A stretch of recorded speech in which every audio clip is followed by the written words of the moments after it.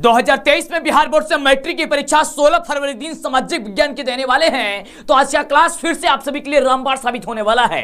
अगर आप आज की क्लास को छोड़ के जाएंगे तो आपको काफी ज्यादा पछताना पड़ेगा, क्योंकि वह समय वह घड़ी आ चुकी है आपको वह सारे क्वेश्चन बता देने की जो सीधे आपकी परीक्षा में पूछ दिया जाए। तो आज आपको सब्जेक्टिव और ऑब्जेक्टिव दोनों पढ़ाने वाले हैं। काफी अद्भुत क्लास चलने वाला है और जिस तरीके से यहाँ पे आपको क्वेश्चन देखने को मिलेगा इसी प्रकार से आपके परीक्षा में आपको क्वेश्चन देखने को मिलेगा। आपको बता दें कि इसी प्रकार से जैसे 16 फरवरी के दिन आप सामाजिक विज्ञान का परीक्षा देने जाएंगे तो आपके सामने इसी प्रकार से क्वेश्चन पेपर रहेगा। यहां पे आपको विषय कोड देखने को मिलेगा, यहां पे आपको सब्जेक्ट देखने को मिलेगा और कितना क्वेश्चन पूछा जाएगा वो आपको यहां पे देखने को मिलेगा। 80 आपका ऑब्जेक्टिव पूछा जाएगा, 32 आपका सब्जेक्टिव क्वेश्चन पूछा जाएगा। इस तरीके से 112 प्रश्न आपसे आपके एग्जाम में पूछा जाएगा, जिसमें से सिर्फ आपको आधे प्रश्न का ही जवाब देना होगा। यानी कि 80 प्रश्न में से आपको मात्र 40 प्रश्न का जवाब देना होगा ऑब्जेक्टिव का, और 32 सब्जेक्टिव क्वेश्चन में से आपको मात्र 16 प्रश्न का ही जवाब देना होगा। उसी प्रकार से आज आपका पूरा एकदम अद्भुत क्लास चलने वाला है और आपको ऑब्जेक्टिव सब्जेक्टिव दोनों पढ़ाने वाले हैं। हमें पूरी उम्मीद है कि आप अंतिम तक बने रहिएगा और बहुत ही मजा आएगा। सबके साथ आप एक बार शेयर कर दीजिए, क्योंकि हो चुका आगाज रण का युग बदलने की तैयारी, जीत उसी की होगी जिसकी संघर्ष जारी। अब सिक्का उछल चुका है मेरे प्यारे साथियों, अब हेड भी आपका होगा और टेल भी आपका होगा। चलिए ये क्लास की शुरुआत करते हैं। फटाफट से जितना जल्दी हो सकता है आप क्लास को शेयर कर दीजिए। एक बार फटाफट से शेयर करेंगे आप लोग, जितना जल्दी हो सकता है एक बार शेयर कर दीजिए। और जितने भी प्रश्न का उत्तर आपको पहले से पता होगा आप उसका जवाब जरूर दीजिएगा, क्योंकि हूबहू आपके एग्जाम में यहां से क्वेश्चन देखने को मिलेगा। यहां पे सबसे पहला क्वेश्चन आ चुका है जो कि अपने आप में बहुत ही ज्यादा खास है, और सबसे पहले प्रश्न का जवाब दीजिए। ऑब्जेक्टिव सब्जेक्टिव दोनों बताने वाले हैं आपको क्लास में। ये आपको पता ही है कि फाइनल रिवीजन आपका क्लास चल रहा है। सबसे पहला क्वेश्चन बताइए कि एक्ट ऑफ यूनियन किस वर्ष पारित हुआ था। जल्दी से कमेंट में छाप दीजिए कि एक्ट ऑफ यूनियन किस वर्ष लागू हुआ था। बहुत बढ़िया, इसका राइट जवाब होगा कि 1717 ईस्वी में हुआ था, यानी ऑप्शन आपका बी नंबर हो जाएगा। बी नंबर आपका बिल्कुल राइट जवाब हो जाएगा। अगले हम प्रश्न की बात करते हैं और देखते हैं कि अगला नंबर प्रश्न क्या कह रहा है। ये रहा अगला नंबर प्रश्न आपके स्क्रीन पे, जो कि बहुत ही अद्भुत प्रश्न है। और प्रश्न कह रहा है कि सेडवा के युद्ध में किसकी पराजय हो गई थी। जल्दी से कमेंट में छाप दो। सेडवा का जो युद्ध हुआ था उसमें किसकी हार हुई थी, पराजय किसकी हुई थी। जल्दी से छापोगी सर। ऑस्ट्रिया की हार हो गई थी। किसकी? ऑस्ट्रिया की। ऑप्शन सी नंबर हो जाएगा। अगले प्रश्न की बात करते हैं, सीधे आपके एग्जाम में पूछा जाने वाला क्वेश्चन बाबू। एक क्वेश्चन आपके लिए रामबाण है, आपके लिए ये फाइनल रिवीजन है आपकी क्लास। चलिए अगला है कि किस युद्ध के बाद जर्मनी का एकीकरण पूरा हुआ। किस युद्ध के बाद जर्मनी का एकीकरण जो हुआ वो क्या हुआ था बाबू, पूरा हुआ? तो सीडन का युद्ध के बाद हुआ था, यानी कि ऑप्शन आपका डी नंबर आपका बिल्कुल राइट जवाब होगा। अगले प्रश्न की बात करते हैं। अगला प्रश्न कह रहा है कि साम्यवादी घोषणा पत्र के लेखक थे। बाबू साम्यवादी घोषणा पत्र के लेखक क्या थे? लियो टॉल्स्टॉय, मैक्सिम गोर्की या फिर लेनिन या फिर कार्ल मार्क्स से कौन थे? जल्दी जवाब दीजिए। बहुत बढ़िया, कार्ल मार्क्स थे, यानी ऑप्शन आपका डी नंबर बिल्कुल सही जवाब होगा। चलिए अगले प्रश्न की बात करते हैं। काफी बढ़िया और काफी शानदार क्वेश्चन है, सीधे आपके एग्जाम में पूछ जाने वाला क्वेश्चन है। यही सभी क्वेश्चन तो आपके एग्जाम में आते हैं और अंतिम समय में, अंतिम घड़ी में जो आपको बताया जाता है, समझाया जाता है, जो आपका रिवीजन कराया जाता है वो आपको 100% याद करके रखना है। ये रिवीजन क्लास है, आपको ऑब्जेक्टिव सब्जेक्टिव दोनों की तैयारी बेहतर हो रही है। चलिए अगला क्वेश्चन कह रहा है कि श्रीलंका में सत्ता की साझेदारी से संबंधित कथनों में निम्नलिखित में कौन सही है। इसमें से कौन सा कथन सही है? ऑप्शन आपके सामने है, जल्दी जवाब दीजिए। तो बहुत बढ़िया ऑप्शन इसका सी नंबर दिया गया है कि श्रीलंकाई सरकार की नीतियों द्वारा शिथिल भाषी अल्पसंख्यकों का वर्चस्व कायम रखने का प्रयास, ये आपका बिल्कुल सही जवाब हो जाएगा। ऑप्शन नंबर सी क्या हो जाएगा? ऑप्शन नंबर सी आपका बिल्कुल ही राइट जवाब हो जाएगा। चलिए छाप दीजिए कमेंट में और हुंकार भर दीजिएगा सर हम लोग 80 में 80 बिल्कुल ठोक के आएंगे, जरूर हम लोग जवाब देंगे सर। चलिए अगला क्वेश्चन आपके एग्जाम पे, ये आपके स्क्रीन पे बहुत ही अद्भुत क्वेश्चन है और क्वेश्चन कुछ यूं कह रहा है कि संघ सरकार का उदाहरण कौन है। संघ सरकार, ये बहुत बढ़िया क्वेश्चन है। 6 नंबर प्रश्न, ये काफी लाजवाब क्वेश्चन है। इसका जवाब होगा सर अमेरिका। क्या होगा? अमेरिका होगा, जो कि अपने आप में बहुत बढ़िया क्वेश्चन है। जल्दी से अभी तक लाइक नहीं किया, लाइक कर दो, एक बार लाइक करके शेयर कर दो, पूरे बिहार में फैला दो।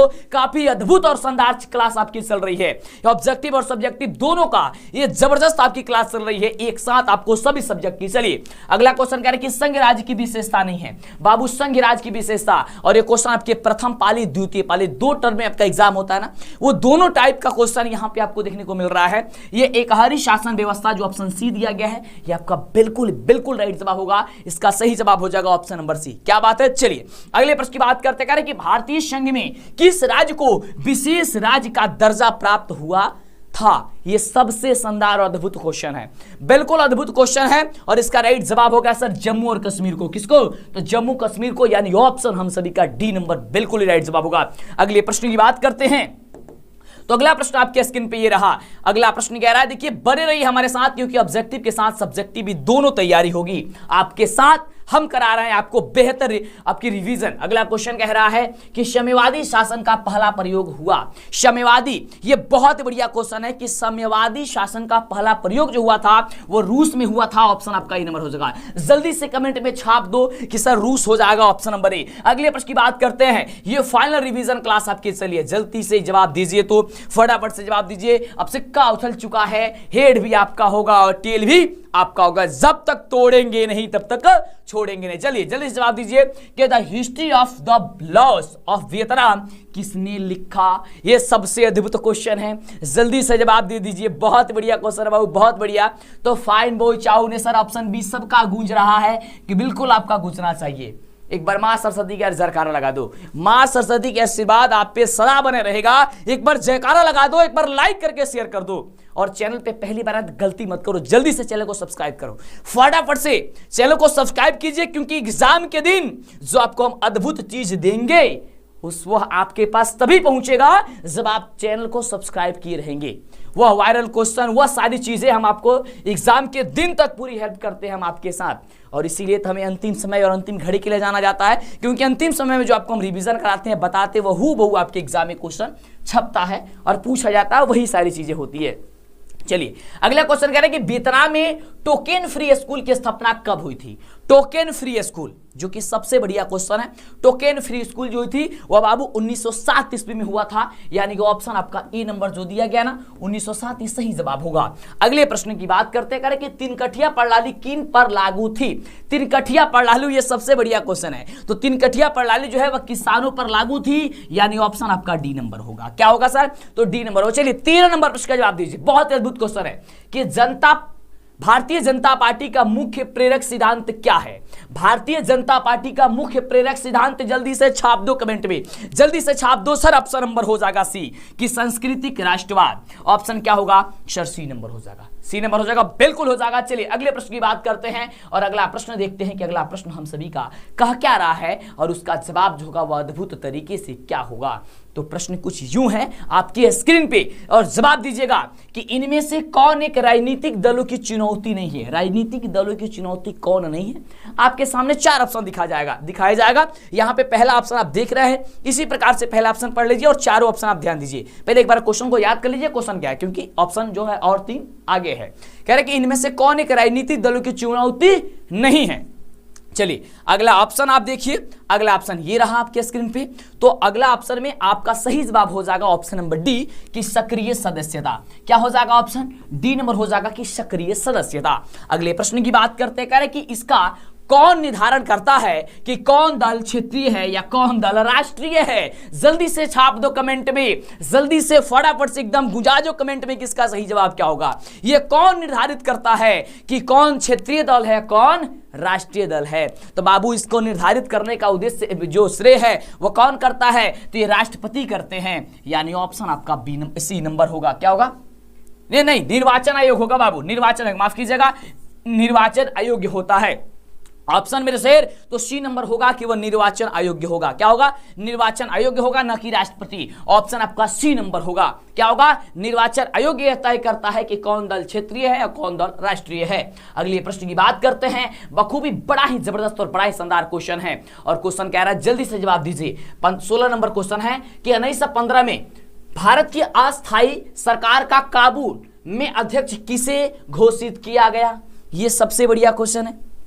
क्वेश्चन कह रहा बा हमनी के कि 1915 में भारत के अस्थायी सरकार का काबुल में अध्यक्ष किसे घोषित किया गया? वो कौन थे जिनको अध्यक्ष के रूप में घोषित कर दिया गया था? ये बहुत ही बढ़िया क्वेश्चन है। तो बाबू वो थे महेंद्र प्रताप। कौन? महेंद्र प्रताप थे, यानी ऑप्शन बाबू सी नंबर हो जाई। अगला हमने के प्रश्न की बात करते हैं कि अगला प्रश्न का कह रहा बा। तो अगला प्रश्न ये रहा आपके स्क्रीन पे, कह रहा है कि वल्लभ भाई पटेल को सरदार की उपाधि किस आंदोलन के दौरान दी गई?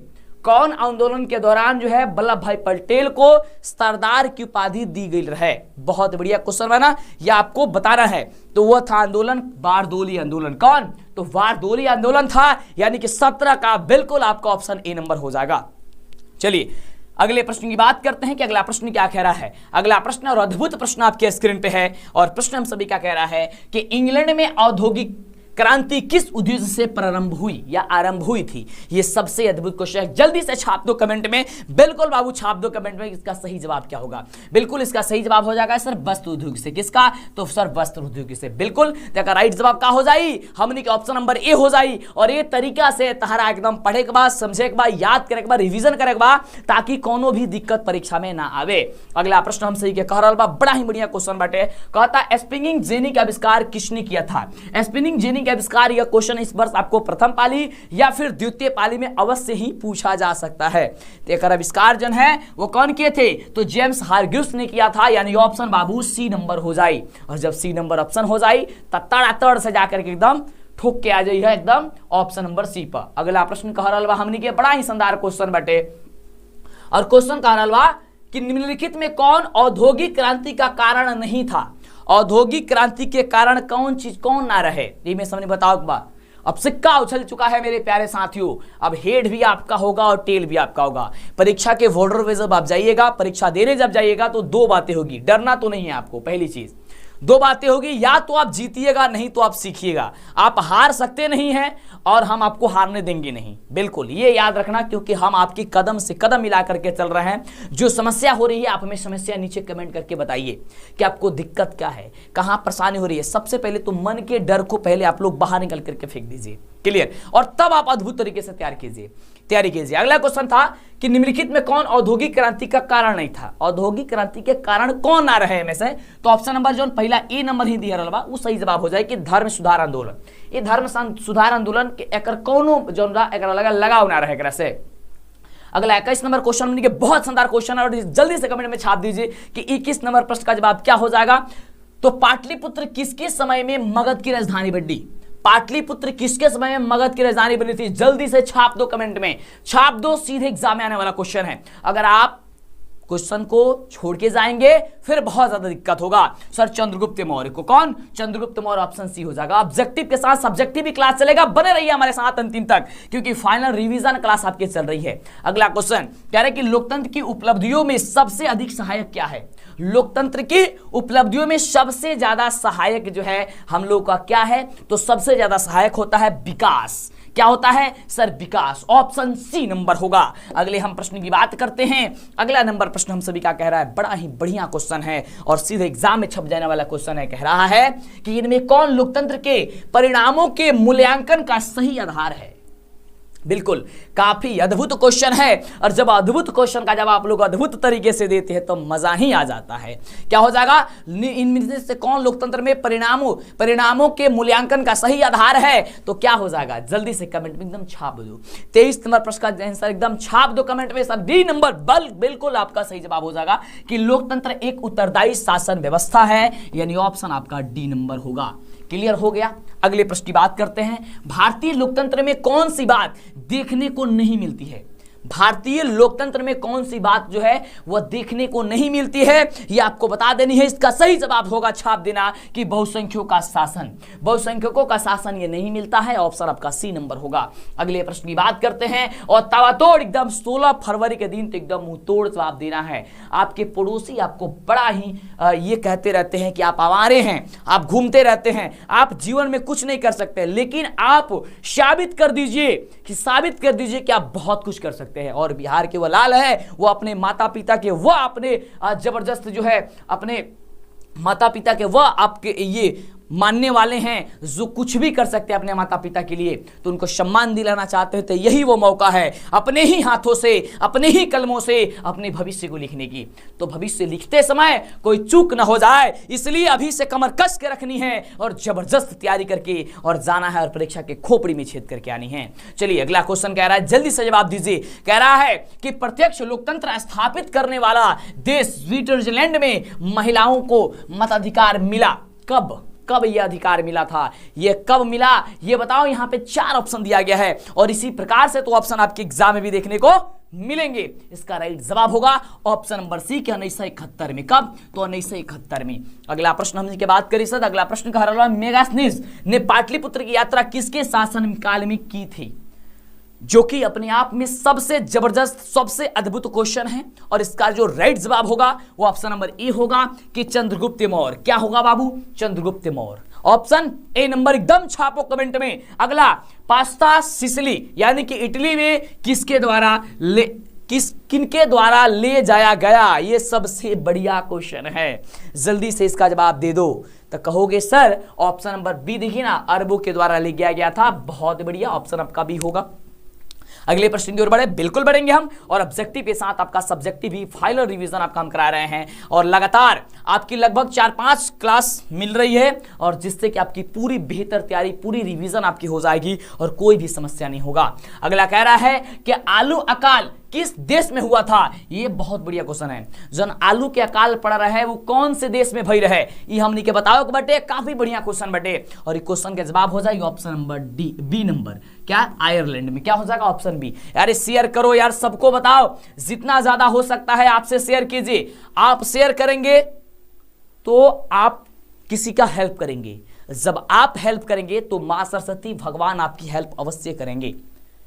ज्ञान देने का, ज्ञान लेने का मतलब ये होता है कि बांटिए, जितना आपसे हो सकता है उतना बताइए, आप सबको बताइए। तो जल्दी से 1 मिनट लगेगा, शेयर कर दो सबके साथ, जितना भी आपके पास ग्रुप है, जो भी है, जैसे भी है, आप ज्यादा से ज्यादा स्टूडेंट्स को जोड़िए। और आप भी चैनल को सब्सक्राइब नहीं किए हैं तो कर लिया करो, बाद में मत पछताना, क्योंकि एग्जाम के दिन जो आपको हम देंगे वह सबसे अद्भुत होगा। तो वो मिलेगा कब? जब आप चैनल को सब्सक्राइब किए होंगे तब। कर लिए हैं तो तब तो बहुत अच्छी बात है। अगला है, कॉर्न लॉ किस देश में पारित किया गया था? ये सबसे बढ़िया और सबसे अद्भुत क्वेश्चन आपके स्क्रीन पे है, इसका चाहेंगे हम, आप जवाब दीजिए जल्दी से, जितना ज्यादा हो सकता है। सर कहिएगा सर डी नंबर ब्रिटेन हो जाएगा, हम भी कहेंगे बिल्कुल, आप सभी का सही जवाब हो जाएगा सर ऑप्शन नंबर डी। अगला प्रश्न हम सभी का कह रहा बा कि भारतीयों द्वारा प्रकाशित प्रथम समाचार पत्र था, भारतीयों के द्वारा प्रकाशित जो प्रथम समाचार पत्र था वो कौन था? तो कहिएगा कि सर ऑप्शन नंबर देखिए ना, बंगाल गजट, ये था, यानी कि ऑप्शन आपका ए नंबर होगा। बिल्कुल हो जाएगा आपका ए नंबर ऑप्शन। चलिए अब हम बात करते हैं अगले नंबर क्वेश्चन की। आपके एग्जाम में 80 क्वेश्चन तो पूछे जाएंगे ऑब्जेक्टिव, लेकिन उसमें से मात्र आपको आधे प्रश्न का यानी कि 40 प्रश्न का जवाब देना होगा और सब्जेक्टिव आपका 32 प्रश्न पूछा जाएगा, जिसमें से मात्र कई गो प्रश्न का जवाब दोगे बटे 32 को से मात्र 16 गो प्रश्न का जवाब दोगे बटे। और वो ऑब्जेक्टिव और वो सब्जेक्टिव हम सब कुछ बतावे वाला बानी क्लास में। काफी अद्भुत क्लास हम बोलनी ना, बहुत शानदार क्लास होखे वाला बाटे। अगला प्रश्न का जवाब दो कि अगला प्रश्न का जवाब का होई। कह रहल बा कि क्षेत्रवाद की भावना का दुष्परिणाम होता है। बाबू क्षेत्रवाद की भावना का दुष्परिणाम का चीज होला, ये हमने बताओ बटे। ये बहुत बढ़िया क्वेश्चन है, इसका राइट जवाब हो जाएगा कि सर अलगवाद होता है। और ये क्वेश्चन तो इस पर से या तो प्रथम पाली और नहीं तो द्वितीय पाली में अवश्य ही पूछा जा सकता है। अगला क्वेश्चन कह रहा बाटे कि 15वीं लोकसभा चुनाव से पूर्व लोकतंत्र में महिलाओं की जो भागीदारी थी वह क्या थी? 15वीं लोकसभा चुनाव से पूर्व यानी कि पहले कितनी थी? जल्दी से कमेंट करके छाप दो, जल्दी से कमेंट करो तो बिल्कुल याद करना, लगभग 10% थी। कितने? 10% थी, यानी आपका 10% था, यानी ऑप्शन आपका ए नंबर होगा। अगला प्रश्न आपके स्क्रीन पे है और काफी जबरदस्त क्वेश्चन है कि एक समाजवादी अर्थव्यवस्था में सर्वाधिक बल दिया जाता है, किस पर दिया जाता है? एक समाजवादी अर्थव्यवस्था में, एक समाजवादी अर्थव्यवस्था आप जानते ही हैं, क्लियर? तो समाजवादी अर्थव्यवस्था में किस पे ज्यादातर बल दिया जाता है? तो वो होता है लोक कल्याण पर। क्या? लोक कल्याण। अगला है कि निम्नलिखित में कौन मिश्रित अवस्था की विशेषता है? बाबू मिश्रित अर्थव्यवस्था हमने के जानता नहीं सा। मिश्रित अर्थव्यवस्था वैसी अर्थव्यवस्था होती है, कैसी अर्थव्यवस्था होती है? तो मिश्रित अर्थव्यवस्था वैसी अर्थव्यवस्था होती है जिसमें हमारे भारत देश यानी कि पूंजीवादी अर्थव्यवस्था, साम्यवादी अर्थव्यवस्था दोनों का मिश्रण होता है। क्लियर। जैसे कि हमारा देश भारत है, तो ये कह रहा है कि निम्नलिखित में मिश्रित अर्थव्यवस्था की विशेषता है, इसमें से विशेषता कौन है? 34वां प्रश्न का जवाब बिल्कुल, तो निजी क्षेत्र और आपका दिया है सार्वजनिक क्षेत्र, ये दोनों हो जाएगा, यानी ऑप्शन आपका हो जाएगा सी नंबर। क्या? C number. अगर आपसे ये पूछता है एग्जाम में कि सर मिश्रित अर्थव्यवस्था किस राज्य में, किस देश में है, तो मिश्रित अर्थव्यवस्था जो हम लोग का भारत देश है, इसमें हम लोग का मिश्रित अर्थव्यवस्था है। क्लियर हो गया। चलिए अगला प्रश्न है, कह रहे कि स्वतंत्रता प्राप्ति के बाद भारत का मुख्य आर्थिक उद्देश्य क्या है? जल्दी से छापो कमेंट में, जल्दी से छापो, रिवीजन कर लो, एकदम तबातोड़ जाकर के जवाब देना। तो कह रहा ऑप्शन कि तीव्र आर्थिक विकास, उत्पादक, रोजगार सृजन और निर्धनता निवारण, या फिर उपयुक्त सभी। तो बाबू उपयुक्त सभी ऑप्शन नंबर हो जाए डी नंबर। और डेली क्लास में 6 बजे काहे भूल जाता रहा तू सब? 6 बजे एकदम क्लास पर जुड़ जाए बटे, 6 बजे के क्लास तक एकदम नहीं भूले के, काहे से कि अगर 6 बजे के क्लास भूलबो तो फिर ज्यादा नुकसान हो जाए।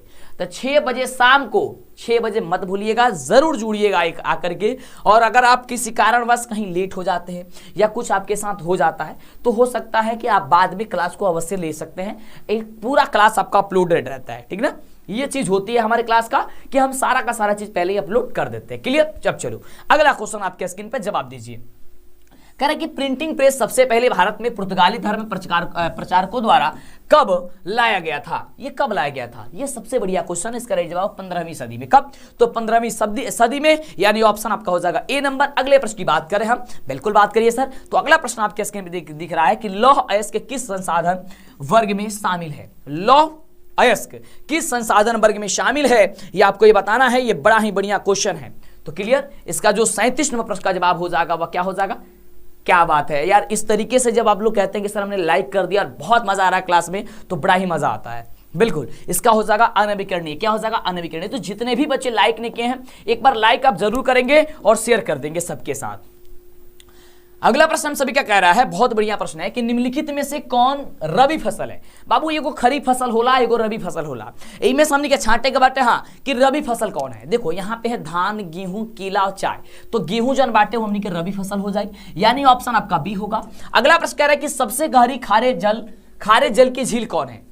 सबसे गहरी खारे जल की जो झील है उसका नाम क्या है? छाप दो कमेंट में। तब बाबू का नाम है मृत सागर। क्या हो जाएगा? मृत सागर। अगला है भारत में राष्ट्रीय आय की गणना के सर्वमान्य प्रमाणित संस्था जो है वो कौन है? और 40वां प्रश्न का जवाब आप लोग को बता देना है, जल्दी से छापिए कमेंट में। तो बिल्कुल इसका राइट जवाब हो जाएगा केंद्रीय सांख्यिकी संगठन, यानी ऑप्शन हो जाएगा ई नंबर। इस तरीके से 40 प्रश्न का जवाब देना है आपको, लेकिन 80 में से कहीं से भी 40 बनाना है। आइए हम लोग पूरे 80 क्वेश्चन जानते हैं, फिर आपका सब्जेक्टिव क्वेश्चन जानते हैं कि इसका सब्जेक्टिव क्या होगा, ऑब्जेक्टिव क्या होगा। तो ऑब्जेक्टिव पर पढ़ रहे हैं, फिर सब्जेक्टिव आपको बताएंगे, काफी मजा आएगा। अगला क्वेश्चन कह रहे कि राष्ट्रीय आय का सृजन होता है। बाबू राष्ट्रीय आय का जो सृजन बाटे वो होला, हमने बताओ बटे बड़ा ही शानदार क्वेश्चन बा। और एक राइट जवाब हमने के हो जाई कि उत्पादक क्रियाओं के द्वारा होता है, यानी ऑप्शन डी नंबर। अगला है साख का प्रयोग होता है। बाबू साख के जो प्रयोग बाटे वो कहाँ होला?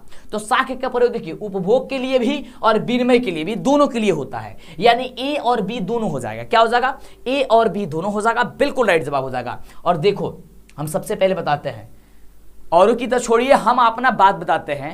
हम आपको खुद कहते हैं कि देखिए, हम बार बार बोलते हैं कि इस तरीके का क्वेश्चन आपके एग्जाम में 100% आएगा, लेकिन आप लोग कंफ्यूज हो जाते हैं कि क्या सच में सर आएगा, क्या यह बात हकीकत है? हम बोलते हैं बिल्कुल हकीकत है। सर कैसे? तो अगर आपको हम जो चीज पढ़ा रहे हैं अगर वो एग्जाम में नहीं आता है, आप हमें जांच कर लीजिए।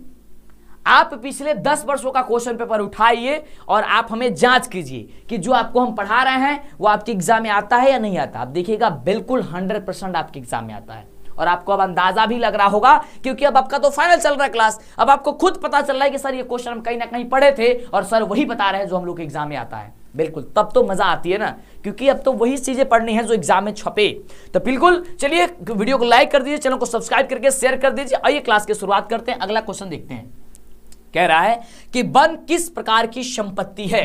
वन किस प्रकार संपत्ति है? नवीकरणीय, राष्ट्रीय, ए और बी दोनों, या फिर सभी गलत है। यहां पे 4 ऑप्शन है और 4 ऑप्शन इसी तरीके से आपके एग्जाम में देगा। बिल्कुल ये दोनों हो जाएगा, ऑप्शन सी नंबर। अगला है कि भारत में लगभग कितने प्रकार के प्रमुख खनिज मिलते हैं? ये बहुत बढ़िया क्वेश्चन कि भारत में लगभग कितने प्रकार के प्रमुख खनिज मिलते हैं। और 44 नंबर का जो जवाब हो जाएगा वो बाबू हमने का जवाब हो जाएगा लगभग 100। क्या हो जाएगा? 100 मिलता है, लगभग 100। अगला है कि खनिज ऊर्जा संसाधन के संरक्षण की कौन विधि उपयुक्त है? जो कि अपने आप में काफी ज्यादा बाबू खास है और काफी ज्यादा जबरदस्त है। और इसका राइट जवाब क्या होगा? तो देखिए कह रहा है कि नए खनिज क्षेत्रों की खोज करते रहना। अगला है कि खनिजों की खुदाई में सावधानी बरतने रहना, ये दोनों सही है। अगला है कि विरल या कम प्राप्ति खनिजों के लिए विकल्पों की खोज, ये भी सही है। यानी कि ये सभी विधियां सही है। ऑप्शन अब आपका डी होगा। क्या होगा शेर? तो ऑप्शन नंबर आपका डी नंबर होगा। चलिए अगले प्रश्न की बात करते हैं। अब सिक्का उछल चुका है, अब हेड भी आपका होगा और टेल भी आपका होगा। जब तक रिकॉर्ड टूटेगा नहीं तब तक आपके साथ हम छोड़ने वाले नहीं हैं। कदम से कदम मिला करके चलना है और सारी परेशानियों को हम दूर करते जा रहे हैं। कोई दिक्कत हो रहा है, कोई समस्या हो रहा है, आप नीचे कमेंट करके हमें बताइए। काफी सारे बच्चों का मैथ्स में दिक्कत है ग्राफ बनाने में, केमिस्ट्री में दिक्कत है कि सर हम लोग को दिक्कत है किसमें? केमिस्ट्री में। तो ये संतुलित करने में, समीकरण को संतुलित करने में, इसके स्पेशल हम ट्रिक वाले वीडियो ला देंगे, वो वीडियो जरूर देख लीजिएगा, ठीक ना। ये वीडियो अपलोड हम कर देंगे, अगर बाद में वीडियो देखना है तो अपलोड होगा, चैनल से ढूंढ करके आप देख सकते हैं। और सारे बच्चों का दिक्कत था कि सर रचना में दिक्कत था और प्रमेय को सिद्ध करने में दिक्कत है, तो ये सारी चीजें का हम स्पेशल वीडियो बना करके आपको सौंप देंगे, आप देख लीजिए और धमाल मचा दीजिए। बिल्कुल। चलिए तो अगला क्वेश्चन आपके स्क्रीन पे कह रहा है कि निम्नलिखित में से भारत की कौन सी पेय फसल है? बाबू पेय फसल, पेय फसल इसमें से बताना है। 46 नंबर प्रश्न का जवाब, जो बहुत बढ़िया क्वेश्चन है। इसका राइट जवाब हो जाएगा सर कॉफी। कॉफी जो है वो पेय फसल है, आप सबका जानता है ना। कॉफी को क्या कहता है? पिया जाता है ना, ये पेय फसल है। अगर आसान भाषा में अगर समझे के बाटे तो ये तरीका से भी तू कह सकता है। चला अगला क्वेश्चन, अगला जो क्वेश्चन बाटे हमने कह रहा बा कि निम्नलिखित में से कौन सी खदान फसल है? बाबू इनमें से खदान फसल कौन बाटे? हमने के 47 नंबर प्रश्न का जवाब बता। खदान फसल, तो खदान फसल हमने के हो जाए चावल। क्या हो जाएगा? चावल। ऑप्शन नंबर डी नंबर है, बिल्कुल राइट जवाब है। और कमेंट में छापिए और ऑब्जेक्टिव के साथ सब्जेक्टिव दोनों की तैयारी होने वाली है, तो क्लास को छोड़ के बच जाइएगा, क्योंकि हो चुका आगाज रण का युग बदलने की तैयारी, जीत तो उसी की होगी जिसकी संघर्ष जारी। चलिए अगले क्वेश्चन की बात करते हैं। कह रहे कि व्यावसायिक बैंकों द्वारा दिए जाने वाले ऋण को कहते हैं, बाबू उस ऋण को क्या कहते हैं? ऑप्शन है साख मुद्रा या बैंक मुद्रा, तो ये दोनों कहा जाता है। साख मुद्रा, बैंक मुद्रा दोनों। ऑप्शन आपका डी नंबर हो, बी नंबर हो, सी नंबर हो जाएगा कि ए और बी दोनों हो जाएगा। साख का मतलब आपको हम समझाए थे, साख का मतलब क्या होता है? विश्वास या ऋण लौटाने की क्षमता होती है। क्लियर। अगला जो क्वेश्चन है वो अगला क्वेश्चन हम सभी कह रहा है, अरे तुम मिटते गए न हो। चलो अगला क्वेश्चन कह रहा है कि भारत की वित्तीय राजधानी किस शहर को कहा जाता है? और देख लो ये क्वेश्चन आपके एग्जाम में इस वर्ष प्रथम पाली नहीं तो द्वितीय पाली में उससे छप सकता है, तो याद कर रखना। ये वित्तीय राजधानी हमने के मुंबई के कहा नहीं सर, किसको कहा जाता है? मुंबई को। Option A number. अगला प्रश्न है, मैक्लेगन समिति बनाई गई थी, यह कब बनाई गई थी आपको बताना है। 50 नंबर प्रश्न का जवाब। इसका राइट जवाब क्या होता है? इसका जवाब होता है सर 1914 ईस्वी में। कब? 1914 में बनाया गया था। ऑप्शन आपका बी नंबर होगा। अगला कह रहे कि कौन सी सेवा गैर सरकारी है? बाबू गैर सरकारी, एक होता है सरकारी, गैर सरकारी। तो यहाँ पे गैर सरकारी कौन है? तो बाबू गैर सरकारी मतलब समझ रहा कि प्राइवेट होके गैर सरकारी कह दिया। तो मॉल क्या है? ये सरकार के अंडर थोड़ी ना आता है, ये तो प्राइवेट लोग इसका वर्क मतलब कि मॉल खोल के रखे होते हैं। ये क्या है? ये आपका गैर सरकारी है, यानी कि प्राइवेट है। अगले देखियो, अगला काफी जबरदस्त क्वेश्चन है और क्वेश्चन कह रहा है सभी का, निम्नलिखित में कौन उपभोक्ता उद्योग है? बाबू क्वेश्चन है कि निम्नलिखित में से कौन उपभोक्ता उद्योग है? बाबू उपभोक्ता उद्योग क्या है? यहां से 4 ऑप्शन है और इसी प्रकार से आपके एग्जाम में भी क्वेश्चन होगा। तो जो आपका चीनी होता है ना, वो उपभोक्ता उद्योग होता है। अगला, निम्नलिखित में से कौन छोटे पैमाने का उद्योग है? बाबू छोटे पैमाने का उद्योग, तो छोटे पैमाने का उद्योग होता है खिलौना उद्योग। जो खिलौना उद्योग बटे ये सबसे छोटे पैमाने का उद्योग होता है। क्लियर? तो ये सारी चीजें आपके एग्जाम में पूछा जाता है, इसलिए हम कहते हैं बार बार अगर क्लास के छोड़ के जाइब तो फिर बाद में पछताइब तो ओकर जवाब कौनो नहीं है। जब आपको वह मौका दिया जा रहा है कि अब अपने हाथ से कलम से, अपने ही हाथों से और अपने ही कलम से आप अपना भविष्य लिखनी चाहिए एग्जाम में, और एग्जाम से पहले जब आपको कदम से कदम मिला करके हम आपके साथ चल रहे हैं, तो क्यों चुक जा रहे हैं आप? क्यों वो तैयारी नहीं कर रहे हैं? अरे आपके पास कितनी सुविधा है कि कान में ईयरफोन लगाइए, वीडियो को फटाफट से देखते चले जाइए। पिक्चर जिस तरीके से देखते हैं उस तरीके से आप देख रहे हैं। पहले तो स्क्रीन पे हम पढ़ाया करते थे, इस तरीके से हमारा फेस नहीं आता था, ऐसे ही पढ़ाते थे। उस समय काफी सारे बच्चे जो है जबरदस्त तैयारी करते थे, और आज तो मूवी की तरह आज तो मजा भी आ रहा है, और भसूरी में भी हम बोल रहे भाई ताकि मजा आवे और तू क्लास में बना रहा और वो तरीका से भी एकदम जबरदस्त तैयारी कर ला। 2 बार 3 बार वीडियो को देख लो, देखो ऑटोमेटिक आपको याद हो जाएगा। जब क्वेश्चन जैसे सामने आएगा तो याद आएगा, हाँ सर बता रहे थे इसका जवाब ये होगा, इसका जवाब ये होगा, फटाफट करके चले जाओगे, बिल्कुल गारंटी है ये। चलिए अगला है कि सिकंदराबाद किस रेलवे क्षेत्र का मुख्यालय है? सिकंदराबाद, ये बहुत बढ़िया क्वेश्चन है, जल्दी से जवाब दीजिए। 54 नंबर क्वेश्चन का जवाब फटाफट से कमेंट की जवाब हमें इंतजार है। बिल्कुल सर, दक्षिणी मध्य रेलवे, यानी ऑप्शन आपका सी नंबर हो जाएगा। अगले प्रश्न की बात करते हैं, और यहाँ पे ऑब्जेक्टिव सब्जेक्टिव और आपकी फाइनल रिवीजन क्लास अब चलाई जा रही है, क्योंकि अब वो समय वह घड़ी आ गई है आपको वह सारी क्वेश्चन बता देने की, वह सारी चीजें बता देने की जो आपके एग्जाम में 100% पूछा जाए और आप बेहतर से बेहतर कर पाए। अगला है कि भारत में सबसे ऊंची सड़क कहां है? बाबू भारत में सबसे ऊंचा जो सड़क बाटे वो कहां बाटे हमने बताओ बाटे, तो वो है बाबू लेह में। कौन? लेह में। अगला है बिहार में कितने प्रतिशत क्षेत्र में खेती की जाती है? बिहार में कितना प्रतिशत में खेती की जाला, ये हमने के बताओ बाटे। और 56वां प्रश्न का जवाब हमने के हो जाए कौन चीज, तो बी नंबर, लगभग 60%। अगला क्वेश्चन बा कि इनमें से कौन एक बीमारू राज्य नहीं है? और देखो ये तो क्वेश्चन एकदम 100% रहेगा यार, बिल्कुल बीमारू राज्य बताना है। बीमारू, तो बीमारू राज्य नहीं है इसमें से बताना है तो कर्नाटक। देखो बिहार भी है, मध्य प्रदेश और उत्तर प्रदेश भी है, लेकिन बीमारू राज्य नहीं है कर्नाटक। अगले प्रश्न की बात करते हैं, तो कह रहा है प्रश्न सभी का कि अंतरराष्ट्रीय व्यापार संबंधी नियमों को निर्धारित करने वाली संस्था कौन है? जल्दी बताओ। 58 नंबर प्रश्न का जवाब एकदम छाप दो कमेंट में यार, क्योंकि अब सिक्का तो उछल चुका है, अब हेड भी आपका होगा और टेल भी आपका होगा। कमर कस के रखना, कमर कस के रखना, क्योंकि परीक्षा के बॉर्डर पे जाइएगा दो बातें होगी, या तो आप जीतिएगा नहीं तो आप सीखिएगा ही, सीखिएगा, आप हारिएगा नहीं और हम आपको हारने नहीं देंगे, ये बात याद रखना। कह रहे हैं कि इसका जवाब क्या हो जाएगा? अंतर्राष्ट्रीय व्यापार संबंधी नियमों को निर्धारित करने वाली संस्था जो है वो WTO है, यानी कि विश्व व्यापार संगठन है। क्या है? विश्व व्यापार संगठन, यानी ऑप्शन आपका डी होगा। अगला है कि वैश्वीकरण का अर्थ क्या है? बाबू वैश्वीकरण के जो अर्थ होला, सिंपल भाषा में इसे हमने बता दो बाटे कि वैश्वीकरण के जो अर्थ होता है ना, वो वैश्वीकरण का क्या अर्थ होता है? 59 नंबर प्रश्न का जवाब, जो कि बहुत शानदार क्वेश्चन है और सीधे आपके एग्जाम में इसी तरीके का क्वेश्चन रहेगा। कहेगा कि सर विश्व अर्थव्यवस्था से समन्वय, ये आपका राइट जवाब होगा, बिल्कुल आपका ऑप्शन सी नंबर, ये बी नंबर हो जाएगा। अगला है बिहार राज्य की कितनी प्रतिशत जनसंख्या कृषि कार्य में लगी हुई है? कृषि कार्य में हमने क्या जानते हैं, अधिकतर लोग बा यहाँ से कृषि में जुड़ल बैठे, बिल्कुल बात है। तो कृषि में जो जुड़ा हुआ है लगभग कितना प्रतिशत? तो लगभग हम लोग का 80% लोग यहाँ के कृषि से ही जुड़े हैं, कृषि से ही। ऑप्शन हो जाएगा आपके क्या चीज? ए नंबर। अगले हम प्रश्न की बात करते हैं, जो कि बहुत बढ़िया क्वेश्चन है और आपके एग्जाम में छप जाने वाला क्वेश्चन। कह रहा है थोड़ा सा प्रश्न आपको लंबा है, ठीक ना, लेकिन उससे घबराना नहीं है, प्रश्न को समझना तब जवाब देना है। कह रहा है किस स्थलीकृत को प्रदर्शित करने के लिए कंटूर रेखाओं द्वारा गोल या चौकोर आकृति बनाई जाती है तथा उनके बीच में दूरी तक खाली जगह छोड़ दी जाती है? वो कौन होता है? 4 ऑप्शन आपको दिया गया है, पहाड़, पठार, जलप्रपात या फिर नदी घाटी। तो होता है पठार। क्या होता है सर? तो होता है पठार होता है, यानी ऑप्शन आपका बी नंबर होगा। क्लियर हो गया। अगला है कि भारत के सादे मानचित्र में दक्षिणी पठार को प्रदर्शित करना हो तो किस रंग में उसकी पुताई करना उपयुक्त होगा?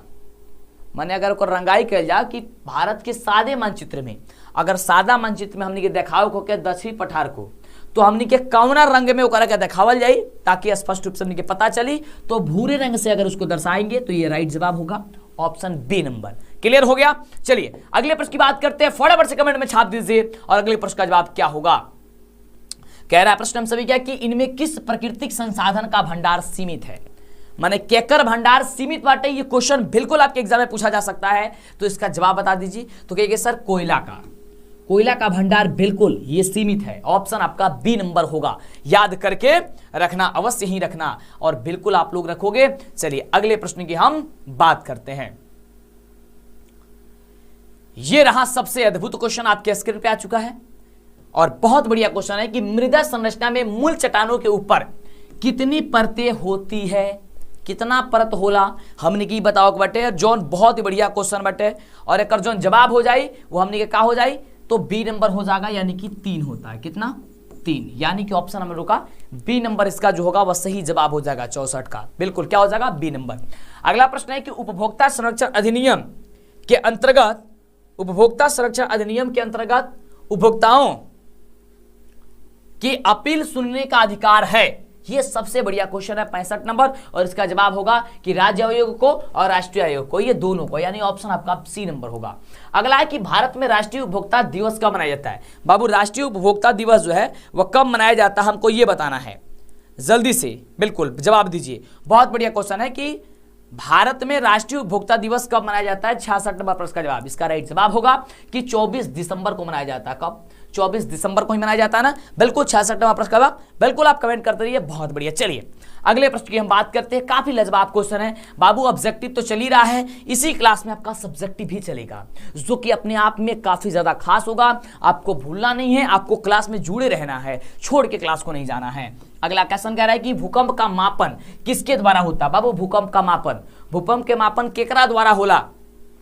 67 नंबर प्रश्न का जवाब जल्दी से कमेंट करके बताओ कि हाँ बिल्कुल। चलो क्या बात है। तो देखो आपको एग्जाम में ये जो टाइप का क्वेश्चन दिखाया जा रहा है, जो आपको पढ़ाया जा रहा है, यही सभी तो क्वेश्चन आपके एग्जाम में पूछा जाता है, यही सभी एग्जाम में आपका पूछा जाता है। बस आपको इसका फाइनल रिवीजन कर लेना है, आपको क्वेश्चन को अच्छे से पढ़ लेना है।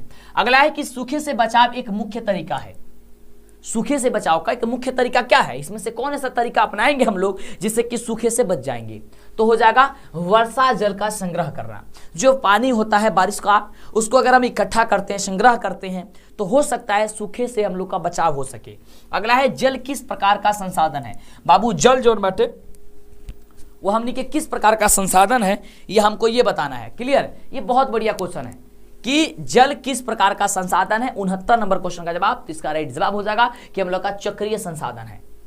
अगला है पूर्वोत्तर राज्यों के 188 आदिवासी जिलों में देश के कुल क्षेत्र का कितना प्रतिशत वन है। जल्दी जवाब बताओ।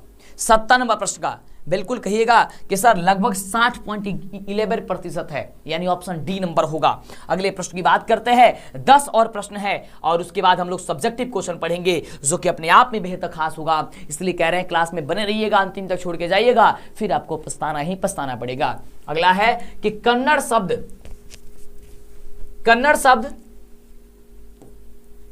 क्रुदेमुख का क्या अर्थ होता है। कन्नड़ शब्द जो क्रुदेमुख होता है, इसका अर्थ बता देना है, बस सिंपल, ये काफी आसान है। तो इसका अर्थ होता है घोड़े के मुख के समान, यानी ऑप्शन आपका ए होगा। अगला, बेल्जियम की किस शहर के स्कूलों में फ्रेंच बोलने पर रोक लगा दी गई है। ये सबसे बढ़िया क्वेश्चन है और यही सभी टाइप का क्वेश्चन आपके एग्जाम में बिल्कुल छपता है और पूछा जाता है। तो वह मर्चेंटम है, यानी ऑप्शन आपका सी होगा। अगला है भारत की वित्तीय राजधानी कही जाती है। तब वो वित्तीय राजधानी के बारे में हमने पढ़नी है, शायद यही मॉडल पेपर में दूसरा ही क्वेश्चन हो गया है, डबल हो गया है, मुंबई को कहा जाता है। अगले प्रश्न की हम बात करते हैं, जो कि अद्भुत क्वेश्चन होगा और ये रहा क्वेश्चन आपके स्क्रीन पे। क्वेश्चन कह रहा है कि 26 दिसंबर 2004 को विश्व के किस हिस्से में भयंकर सुनामी आया था। ये बहुत बढ़िया क्वेश्चन है। भयंकर सुनामी आया था बाबू बंगाल की खाड़ी में। कब, कहां? बंगाल की खाड़ी में। अगला है कि सुदूर संवेदी उपग्रह यानी कि रिमोट सेंसिंग उपग्रह का प्रयोग किस लिए होता है। 75 नंबर प्रश्न का जवाब, तो इसका राइट जवाब हो जाएगा सर मौसम विज्ञान के लिए। अगला है कृषि सुखाड़ होता है बाबू, कृषि सुखाड़। तो कृषि सुखाड़ जो बाटे वो हमने के कहां होता है, तो मिट्टी की नमी के अभाव में। मिट्टी के जब नमी नहीं होगा, मिट्टी में नमी नहीं होगा तो वहां पे सुखाड़ होगा, अवश्य ये बात बिल्कुल राइट है। अगला क्वेश्चन कह रहा है कि पशुपालन एवं मत्स्य पालन किस क्षेत्र के अंग है। पशुपालन एवं मत्स्य पालन, तो हम लोग ऐसे ही दिख रहा है कि पशुपालन यानी कि भी कृषि से जुड़ा हुआ है, मत्स्य पालन ये भी हम लोग का कृषि से जुड़ा हुआ है। इसका मतलब क्या, कृषि क्षेत्र के अंतर्गत आएगा और कृषि क्षेत्र को हम लोग क्या कहते हैं, प्रथम क्षेत्र कहते हैं, यानी कि प्राथमिक क्षेत्र कहते हैं। ऑप्शन ए होगा। अगला, विनिमय की प्रारंभिक अवस्था में व्यापार किस पर आधारित हुआ। विनिमय की प्रारंभिक अवस्था में व्यापार किस पर आधारित था, हमको ये बताना है। 78 प्रश्न का जवाब, इसका राइट जवाब होगा वस्तु विनिमय। अगला प्रश्न कह रहा है कि क्षेत्रवाद की भावना का एक कुपरिणाम क्या है। क्षेत्रवाद की भावना का जो कुपरिणाम होता है वो आपको ये बताना है, जो कि सबसे बढ़िया क्वेश्चन है और इसका राइट जवाब होगा अलगवाद होता है। ये आपका याद करके रखना है। चलिए अगले हम प्रश्न की बात करते हैं और वो क्वेश्चन आपका लास्ट होगा और इसके बाद हम आपको बताएंगे सब्जेक्टिव क्वेश्चन, यानी कि सब्जेक्टिव क्वेश्चन का आपको रिवीजन होगा। कह रहे कि भारत ने गणतांत्रिक संविधान को कब अंगीकार किया। गणतांत्रिक संविधान को कब अंगीकार किया था, यह बताना है। ये आपका लास्ट क्वेश्चन है और लास्ट क्वेश्चन इसके बाद से अब सब्जेक्टिव क्वेश्चन जानिएगा तो हो जाएगा 26 जनवरी 1950 को किया गया था, यानी कि इसका राइट जवाब हो जाएगा ऑप्शन नंबर सी। क्या हो जाएगा सर? तो ऑप्शन नंबर आपका सी होगा, ये आपका राइट जवाब हो जाएगा।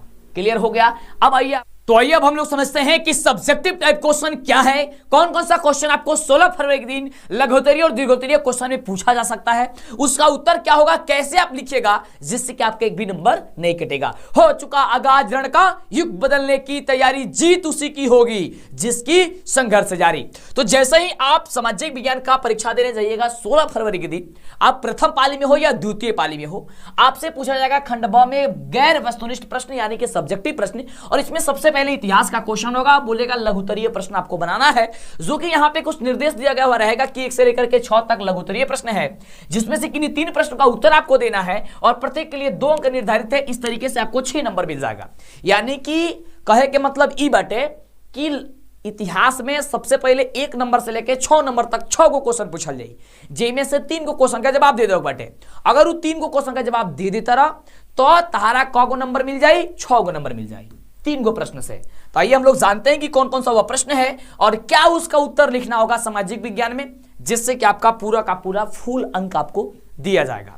आइए समझते हैं।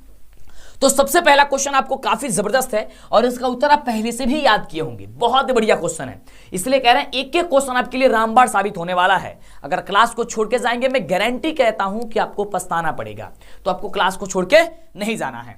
प्रश्न है कि 1848 ईस्वी के फ्रांसीसी क्रांति के क्या कारण थे। 1848 ईस्वी के जो फ्रांसीसी क्रांति रहे ओकर का कारण रहे ई बताओ बटे। तो ध्यान दीजिएगा, आपको लिखना है कि लुई फिलिप एक उत्तरवादी शासक था, किंतु वह बहुत ही महत्वाकांक्षी शासक था। उसने अपने विरोधियों को खुश करने के लिए स्वर्णिम मध्यम वर्गीय नीति का अवलंबन करते हुए 1840 ईस्वी में गीजो पर प्रधानमंत्री नियुक्त किया, जो कट्टर प्रतिक्रियावादी था। देखो कितना होशियार और कितना दिमाग लगाया था। वह किसी भी तरह के वैधानिक, सामाजिक एवं आर्थिक सुधारों के विरोध था। लुई फिलिप ने पूंजीपति वर्ग को साथ रखना पसंद किया, जिसे शासन में कोई अभिरुचि नहीं थी, और जो अल्पतम में भी था, उसके पास कोई भी सुधारात्मक कार्यक्रम नहीं था और न ही उसे विदेश नीति में ही किसी तरह की सफलता हासिल हो रही थी। उसके शासनकाल में भूखमरी एवं बेरोजगारी प्राप्त होने लगी, जिसके कारण 1848 ईस्वी की क्रांति हो गई। सिंपल, इतना चीज लिख देना है। आपको मन करे तो इसका स्क्रीनशॉट लेना है, नहीं तो इसका पीडीएफ नोट्स कैसे लेना है वो अभी आपको हम बता देते हैं। क्लियर हो गया? अगले प्रश्न की बात करते हैं। अगला प्रश्न क्या है? अब ये प्रश्न आपके एग्जाम के लिए बहुत ही खास है। देखिए, अगर आप इन सभी प्रश्नों का उत्तर पहले से भी याद किए हैं तो उसे मत छोड़ करके इसको मत याद करने लगिए। हाँ, इसको समझिए और देखिए कि आपको आसान कौन दिख रहा है। जो आसान दिख रहा है, जो आप पहले से याद किए वो, या फिर ये।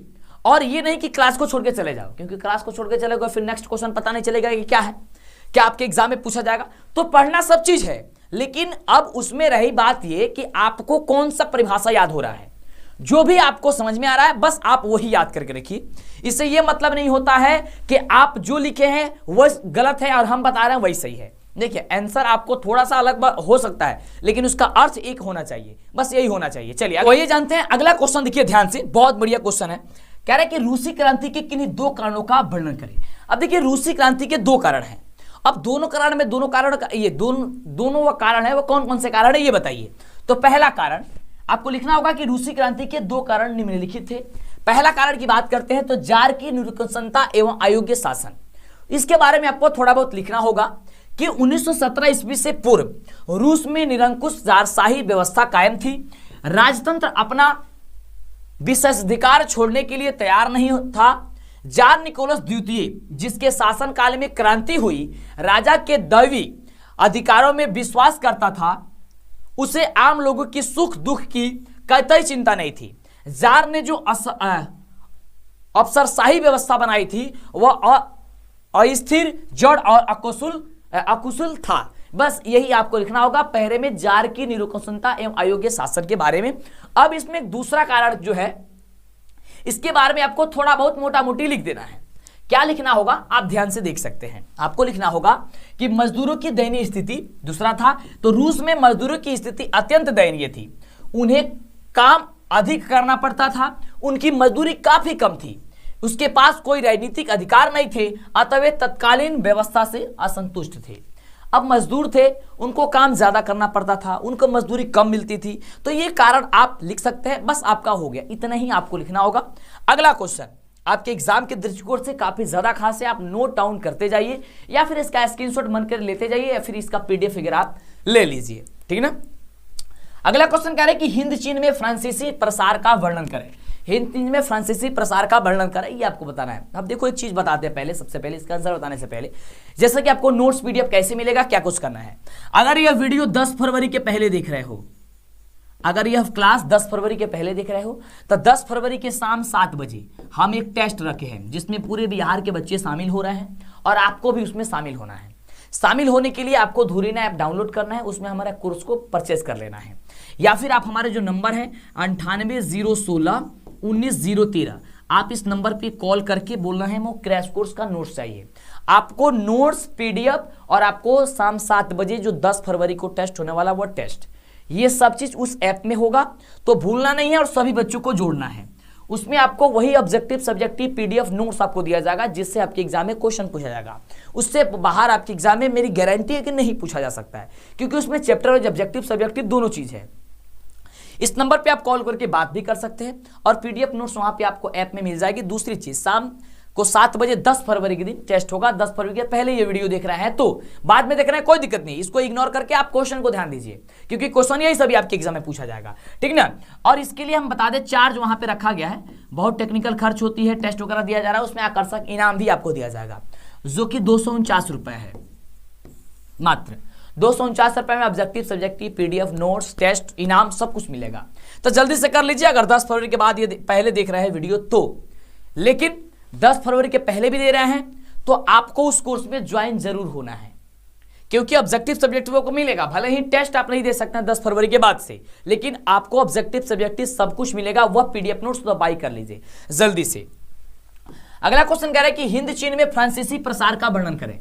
हिंद चीन में फ्रांसीसी प्रसार का वर्णन करें, तो क्वेश्चन है इसका आंसर लिखना होगा कि 17वीं शताब्दी में बहुत से फ्रांसीसी व्यापारी पादरी हिंद चीन पहुंच गए। 1747 ईस्वी के बाद से फ्रांस अन्ना में रुचि लेने लगा। 1787 ईस्वी में कोचिन चीन के शासक के साथ संधि का मौका मिला और 19वीं शताब्दी में अन्नान कोचिन चीन में फ्रांसीसी पादरियों की बढ़ती गतिविधियों को विरोध और साथ ही साथ हुआ ये कि ध्यान दीजिएगा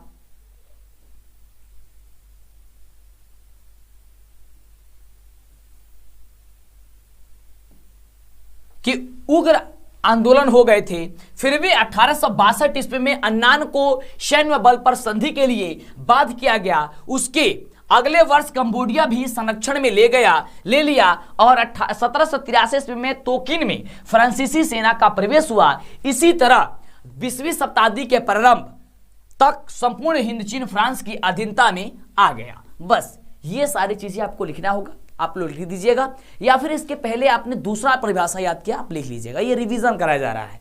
अब इसको हम क्यों नहीं बार बार से आपको एकदम डीप में समझा रहे हैं, क्योंकि समय नहीं है इसलिए, और आपको वो सारी चीजें बस आपको रिवीजन कराया जा रहा है ताकि आप क्वेश्चन आंसर एक बार देख ले। आपको हम पढ़ के सुना दे रहे हैं कि देखो इसका आंसर ये होगा, अब आप इसको याद कर लेना है या आपको समझ लेना है। क्लियर? क्योंकि अब रिवीजन क्लास चल रही है। अब रिवीजन में अगर एक ही क्वेश्चन में आप बताते चले जाएं फिर ये अच्छी बात नहीं है, समय वेस्ट होगा, बहुत सारा क्वेश्चन छूट जाएगा। क्लियर? अगला क्वेश्चन देखिए, चौथा नंबर क्वेश्चन आपसे क्या पूछा जाएगा। पूछा जा सकता है कि गुटेनबर्ग ने मुद्रण यंत्र का विकास कैसे किया। गुटेनबर्ग ने मुद्रण यंत्र का विकास जो है कैसे किया था, यह क्वेश्चन पूछा जा सकता है। फिर इसका उत्तर क्या होगा सर? तो देखो, गुटेनबर्ग ने अपनी ज्ञान एवं अनुभव से टुकड़ों में बिखरी मुद्रण कला के ऐतिहासिक शोध को संगठित एवं एकत्रित किया तथा टाइपों के लिए पंच, मैट्रिक्स, गोल्ड आदि बनाने का योजनाबद्ध तरीके से कार्य आरंभ किया। मुद्रण टाइप बनाने हेतु उसने सीसा, टीन और विस्मत धातुओं से उचित मिश्र धातु बनाने का तरीका ढूंढा। शीशे का प्रयोग सस्ता और स्याही के स्थानांतरण की क्षमता के कारण किया गया।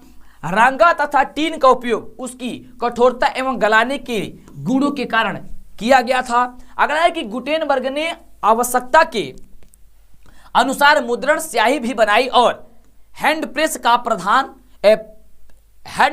प्रथम बार मुद्रण कार्य संपन्न करने में प्रयोग किया। इस हैंड प्रेस में लकड़ी के चौखट में जो दो समतल भाग प्लेट एवं बेड एक के नीचे दूसरा दिया जाता था एवं उस पर स्याही लगाकर तथा कागज रखकर प्लेट द्वारा दबाकर मुद्रित किया जाता था। इस प्रकार एक सुस्पष्ट एवं शीघ्र कार्य करने वाला गुटेनबर्ग का ऐतिहासिक मुद्रण शोध 1440 में वर्ष में प्रारंभ हुआ। बस ये सारी चीजें आपको एग्जाम में लिखना है, आपका पूरा का पूरा नंबर दे दिया जाएगा। चलिए अगले प्रश्न की बात करते हैं। अगला प्रश्न बड़ा ही खास है। क्वेश्चन कह रहे कि दांडी यात्रा का क्या उद्देश्य था। दांडी यात्रा, अब दांडी यात्रा के बारे में आप पढ़े हैं, इसका उत्तर पहले से याद किए हैं तो वो भी अच्छी बात है, नहीं तो एक बार आपको हम पढ़ के समझा देते हैं कि इसका उत्तर क्या हो रहा है, बस आप उसको आप रिवीजन कर लीजिए, देख लीजिए। तो कह रहे कि दांडी यात्रा, तो दांडी यात्रा के बारे में आपको लिखना होगा कि दांडी यात्रा का उद्देश्य दांडी समुद्र तट पर पहुंचकर समुद्र की पानी से नमक बनाकर नमक कानून का उल्लंघन करना, सरकार को बताना था कि नमक पर कर जो बढ़ाना उचित फैसला लिया गया है। साथ ही सरकार के खिलाफ सभी ने अवज्ञा आंदोलन के शुरुआत का संकेत भी था। बस ये सारी चीजें लिखना है, या फिर आप इसका उत्तर पहले से भी दूसरा कुछ याद किया, कोई दिक्कत नहीं है। क्लियर? चलिए अगले प्रश्न की बात कर रहे हैं। अगला प्रश्न, तो ऑब्जेक्टिव सब्जेक्टिव दोनों का आपको रिवीजन कराई जा रही है, फाइनल रिवीजन आपका चल रहा है, अब आपको एग्जाम ही देने जाना है। क्लियर? ये समझना है। तो अभी तक चैनल को सब्सक्राइब नहीं किया, कर लीजिए, क्योंकि परीक्षा के समय में, परीक्षा की घड़ी में जो आपको वायरल क्वेश्चन दिया जाएगा, जो आपको अंतिम समय में जो परीक्षा के दिन पढ़ाया जाएगा, वो आपके लिए और भी खास होगा। ये तो क्लास सबका सब करना ही है, इसके पीछे जितना भी वीडियो नहीं देखे सभी क्लास देखना है और क्लास में कभी भी बने रहना है। उतावले पर नहीं होना है कि नहीं इसको छोड़ के वहां जाते हैं, यहाँ छोड़ के वहां जाते हैं, मतलब इससे करने से क्या होगा, कुछ होगा नहीं। आप बने रहिए और तब देखिए। अगला क्वेश्चन कह रहा है कि ग्रामीण तथा नगरीय जीवन के बीच किन्हीं दो विभिन्नताओं का उल्लेख करें। नगरीय और ग्रामीणीय, नगर का मतलब क्या, जो शहर में लोग रहते हैं, ग्रामीण का मतलब जो गांव में रहते हैं। इनमें आपको दो विभिन्नताओं का उल्लेख करना है। अब विभिन्नताएं क्या क्या हो सकती है, आप अपने विचार से भी लिख सकते हैं या यहाँ पे भी लिखा गया, आप इसके अनुसार भी कुछ लिख सकते हैं। तो देखिए, गांव और शहर के बीच काफी विभिन्नताएं हैं। गांव की आबादी कम होती है, नगर की ज्यादा होती है। गांव में खेती और पशुपालन मुख्य आजीविका है, शहर में व्यापार और उत्पादन। गांव में प्राकृतिक वातावरण स्वच्छ है, शहर में प्रदूषित है। शिक्षा, यातायात, स्वास्थ्य सुविधाएं आदि में शहर अधिक उन्नत अवस्था में है, जबकि ग्रामीण क्षेत्रों में इन बुनियादी सुविधाओं के शिक्षा, स्वास्थ्य, यातायात, संचार आदि का अभाव रहता है। शहर व्यक्ति को संतुष्ट करने के लिए अंतरहीन संभावनाएं प्रदान करता है, जबकि ग्रामीण क्षेत्रों में सीमित संभावनाएं होती है। शहरों में जहां वह अटलकियां होती हैं, गांवों में छोटे छोटे मिट्टी तथा ईंट के बने घर होते हैं। आगे आपको लिखना होगा कि ग्रामीण जो जीवन है,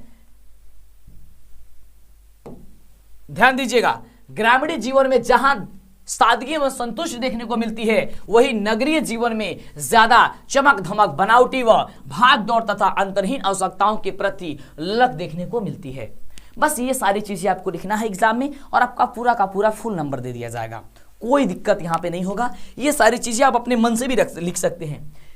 अब देखो, गांव में और शहर में क्या क्या डिफरेंट है, क्या क्या अलग है, या तो आप अपने मन से भी लिख सकते हैं ना, तो काफी खास है। चलिए अगला क्वेश्चन इससे पूछा जाएगा, क्वेश्चन नंबर 7 और क्वेश्चन नंबर 8 आपसे दीर्घ उत्तरीय। दीर्घ उत्तरीय में क्वेश्चन है कि हिंद चीन में राष्ट्रवाद के विकास का वर्णन करें। यहाँ पे बीएम का मतलब, कोई बच्चा हमसे पूछा था कि सर बीएम का क्या मतलब, बोर्ड मटर, मतलब इस आधार पे आपके एग्जाम में क्वेश्चन जरूर रहेगा। तो ये आपका है 7वें और 8वें नंबर दीर्घ उत्तरीय। लेकिन हम सबसे पहले लघु उत्तरीय की बात कर रहे हैं, तो इतिहास का लघु उत्तरीय हो गया। अब इसके बाद हम लोग राजनीतिक विज्ञान की बात करेंगे, अर्थव्यवस्था की बात करेंगे, ये सारी चीजें हम लोग बात करेंगे, ठीक ना। चलिए तो आइए हम देखते हैं कि कहां पे है हम लोग का ये क्वेश्चन, ठीक ना। ये हो गया हम लोग का दीर्घ उत्तरीय, ठीक ना। चलिए ये रहा राजनीतिक विज्ञान। अब राजनीतिक विज्ञान में जो क्वेश्चन पूछा जाएगा, ध्यान दीजिएगा, वो क्वेश्चन नंबर 9 नंबर से पूछा जाएगा। ध्यान दीजिएगा, राजनीतिक विज्ञान में लघु उत्तरीय क्वेश्चन पूछा जाएगा, प्रश्न संख्या 9 से लेकर के 12 तक की। और इनमें के लिए 2 प्रश्नों का उत्तर देना होगा, यानी कि लघुतर ये हमने के या लोकतांत्रिक से 4 गो पूछल जाई और 4 गो प्रश्न में से हमने के मात्र 2 गो प्रश्न के जवाब देवे बटे, ठीक ना। चलिए आइए समझते हैं इसका उत्तर क्या होगा, ध्यान दीजिएगा। 9 नंबर प्रश्न हम सभी का कह रहा है, बहुत ही बढ़िया क्वेश्चन है और कह रहा है कि जाति और नस्ल के में क्या अंतर है, जाति और जो नस्ल बाटे ओई में अंतर बताओ बाटे, और इसका उत्तर क्या होगा ध्यान से समझिएगा।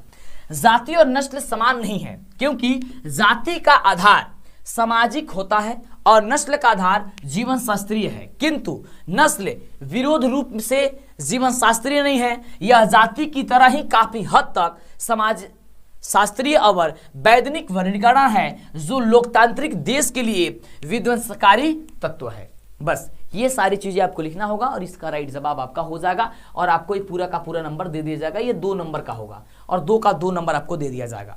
इस तरीके से 10वां नंबर इसमें क्वेश्चन पूछा जाएगा और उसका उत्तर देखिए ध्यान से क्या होगा। ये आपको रिवीजन कराया जा रहा है, फाइनल रिवीजन, क्योंकि अब आपको परीक्षा देने जाना है। डरना नहीं है, डर को खत्म निकालिए, क्योंकि सिक्का उछल चुका है, हेड भी आपका होगा और टेल भी आपका होगा। चलिए अगला क्वेश्चन कह रहा है कि लोकतंत्र से आप क्या समझते हैं, भारत में किस तरह का लोकतंत्र है। लोकतंत्र, अब लोकतंत्र के बारे में, आप लोकतांत्रिक देश में रह रहे हैं और सबसे बड़ा देश हम लोग का लोकतांत्रिक देश है, और इसमें क्या पूछने की बात है, ये तो सारी चीजें आप जानते होंगे। तो लिखना होगा आपको, लोकतंत्र का अर्थ है जनता का शासन होता है। लोकतंत्र का अंग्रेजी शब्द डेमोक्रेसी 2 यूनानी शब्दों से बना है, डेमो और क्रोसिया, ठीक ना।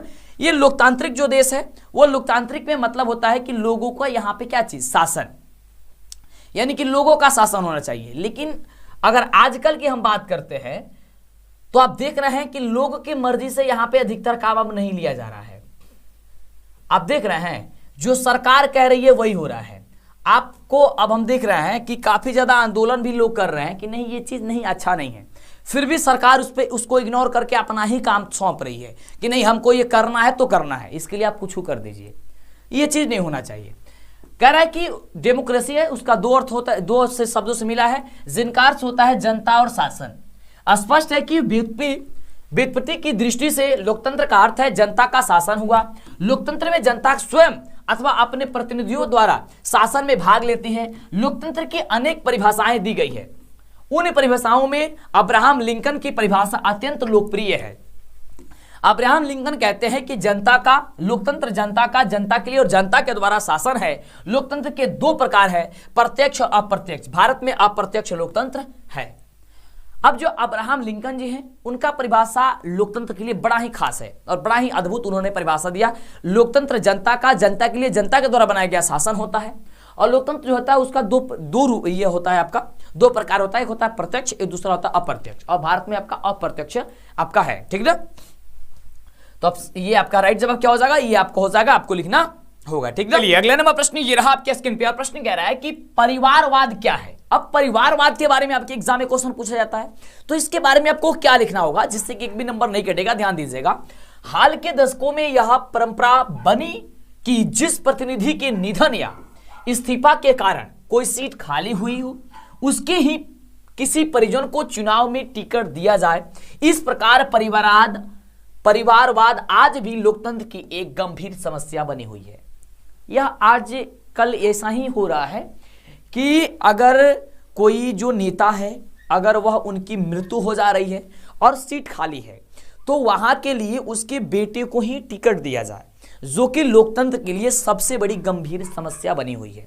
क्लियर। तो ये आपका परिवारवाद होता है। अगर ये एग्जाम में आता है तो आपको बखूबी इस तरीके से आपको लिख देना है। क्लियर हो गया। अब चलिए आगे बात करते हैं। अगला क्वेश्चन बहुत ही खास है, क्योंकि क्वेश्चन कुछ यूं है कि ताड़ी विरोधी आंदोलन का वर्णन करें। अब ये ताड़ी विरोधी आंदोलन क्या होता है, इसके बारे में आपके एग्जाम में क्वेश्चन पूछा जाएगा। तो क्या लिखना होगा, आपको लिखना होगा कि दक्षिण राज्य के आंध्र प्रदेश में ताड़ी विरोधी आंदोलन वहां की महिलाओं का स्वतः स्फूर्ति आंदोलन था। इस आंदोलन के जरिए महिलाएं अपने आस पड़ोस में मदिरा की बिक्री पर पाबंदी की मांग कर रही थी। वर्ष 1992 में 92 ईस्वी के सितंबर अक्टूबर माह में वहां की ग्रामीण महिलाएं शराब के विरुद्ध आंदोलन छेड़कर अपनी ग्रामीण अर्थव्यवस्था में सुधार करना चाहती थी। और यही आपका ताड़ी विरोधी आंदोलन। ताड़ी विरोधी आंदोलन कहने का मतलब हो गया कि जहां पे शराब जो है उसको उस पर रोक लगाया जाए। तो रोक के लगाया गया था कहां, आपको ये महिलाओं के द्वारा 1992 ईस्वी में सितंबर अक्टूबर महीने में कहां पे ये, तो ये किया गया था आपको दक्षिण राज्य के आंध्र प्रदेश में। क्लियर। तो ये आपका तारे विरोधी आंदोलन है और इसके बारे में आता है, वकू भी आपको लिख देना है, काफी इंपोर्टेंट है। और ये आपका फाइनल रिवीजन कराया जा रहा है क्योंकि अब सिक्का उछल चुका है मेरे प्यारे साथियों, अब हेड भी आपका होगा और टेल भी आपका होगा। चलिए अगले प्रश्न की बात करते हैं और देखते हैं अगला क्वेश्चन। अगला क्वेश्चन में आपको बता दें कि यहां से 13 नंबर और 14 नंबर क्वेश्चन पूछा जाएगा इसी से, यानी कि लोकतांत्रिक से आपको 2 क्वेश्चन पूछा जाएगा दीर्घ उत्तरीय में। और दीर्घ उत्तरीय में बोलना होगा कि आपको इसमें से आपको एक प्रश्न बनाना होगा जिसके लिए 4 अंक दिए जाएंगे। ये दीर्घ उत्तरीय है। अब हम लघु उत्तरीय के पहले चर्चा कर रहे हैं, तो सबसे पहले हमने इतिहास के बारे में, लोकतंत्र के बारे में, हमने लघु उत्तरीय के बारे में हमने जान गया। अब इसके बाद हम चर्चा करेंगे लघु उत्तरीय, जो हमने राजनीतिक विज्ञान के बारे में जाना और इतिहास के बारे में जाना। इसके बाद हम लोग अर्थव्यवस्था जो बचता है उसके बारे में हम चर्चा करते हैं। तो अर्थव्यवस्था के बारे में यानी कि अर्थशास्त्र से आपके कौन कौन से लघु उत्तरीय क्वेश्चन है जो आपके सोशल साइंस में पूछा जाएगा, यानी कि सोशल साइंस के दिन यानी कि 16 फरवरी के दिन क्या पूछा जाएगा, तो ध्यान दीजिएगा। ये अर्थव्यवस्था का क्वेश्चन है, आएगा यहाँ पे बोलेगा लघु उत्तरीय प्रश्न, और यह क्वेश्चन नंबर 15 से 18 के बीच पूछा जाएगा, यानी कि क्वेश्चन नंबर 15 से लेकर के 18 तक के क्वेश्चन पूछा जाएगा और बोला जाएगा इसमें से किन्हीं 2 प्रश्नों का जवाब दीजिए, क्योंकि 4 प्रश्न पूछा जाएगा। इस तरीके से जो प्रश्न होगा वह आपको 2 प्रश्न बनाना होगा और 2 प्रश्न का आपको 4 नंबर दे दिए जाएंगे। तो कौन कौन सा प्रश्न है आइए देखते हैं ध्यान से। प्रश्न बहुत ही खास है, कह रहा है कि पीगू के द्वारा दी गई राष्ट्रीय आय की परिभाषा लिखिए। पीगू के द्वारा, ये समझते हैं कि पीगू के द्वारा दी गई जो राष्ट्रीय आय है उसकी क्या परिभाषा है। आपके लिए काफी महत्वपूर्ण क्वेश्चन है। आपको लिखना होगा कि पीगू ने राष्ट्रीय आय को निम्नलिखित प्रकार से परिभाषित किया। राष्ट्रीय लाभांश किसी समाज की वस्तुनिष्ठ अथवा भौतिक आय का वह भाग है जिसमें विदेशों से प्राप्त आय भी सम्मिलित होती है और जिसे मुद्रा के रूप में मापा जा सकती है। बस यही चीज आपको लिखना होगा, आपको पूरा का पूरा नंबर दे दिया जाएगा। अगला क्वेश्चन सबसे खास है और ये क्वेश्चन इस वर्ष या तो प्रथम पाली या तो द्वितीय पाली में अवश्य ही पूछा जा सकता है। कह रहे कि वस्तु विनिमय प्रणाली क्या है। अब वस्तु विनिमय प्रणाली के बारे में आप बखूबी जानते भी होंगे और समझते भी होंगे। आइए समझते हैं वस्तु विनिमय प्रणाली जो है वो क्या है।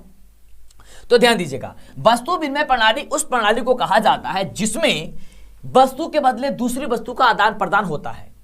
पहले के जमाने में क्या होता था कि जब मुद्रा का विकास नहीं हुआ था उस समय अधिकतर यही होता था, या फिर मुद्रा का विकास हो भी गया था लेकिन इस तरीके से मुद्रा का प्रचलन नहीं था। फिर भी क्या थे, आप छोटे होंगे उस समय भी आप देखे होंगे कि बर्फ वगैरह भी आता था, आइसक्रीम वगैरह, तो उसे आप अनाज के बदले आप आइसक्रीम ले लिया करते थे। या हम लोग भी छोटे में ऐसे ही किए हैं, ठीक ना। और आजकल भी कई गाँवों में ऐसा भी होता है अभी भी। तो ये पहले ऐसे ही किसी दूसरे वस्तु के बदले दूसरी वस्तु को लेन देन, यही आपका होता है वस्तु विनिमय प्रणाली।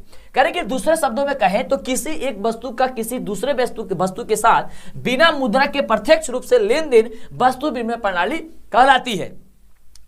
उदाहरण के लिए गेहूं से चावल बदल लेना, सब्जी से तिल बदल लेना, इस प्रकार से को हम लोग क्या कहते हैं, वस्तु विनिमय प्रणाली कहते हैं, ठीक ना। यानी एक वस्तु से दूसरे वस्तु को डायरेक्ट हम क्या कर सकते हैं, उसे चेंज कर सकते हैं, ठीक ना।